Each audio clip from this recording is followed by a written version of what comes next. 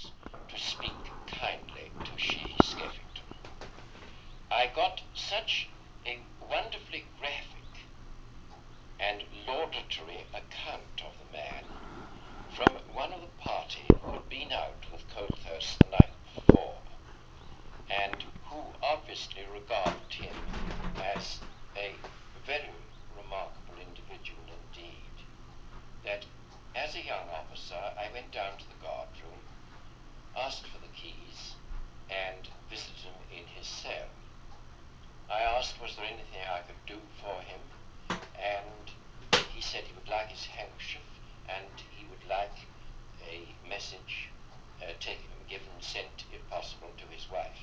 And I went back to orderly room, got the handkerchief, saw him again for a minute, and I should think less than half an hour later was standing in front of the barracks when we heard the shots which had killed him. Now, I'd like to make it plain that there were a lot of people in Portobello Barracks at that time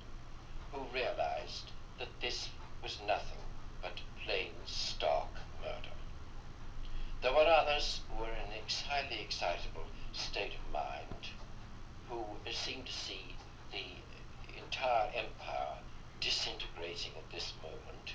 and who are rabid in their denunciations of the men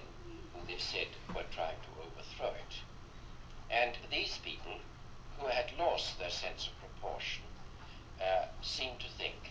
that these executions of entirely innocent men, as it happened, were the kind of thing that was needed if the rebellion was to be nipped in the bud. Others of us, and especially Sir Francis Vane,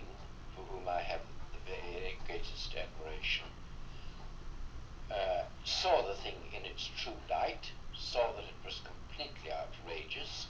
and the adjutant Rossborough supported him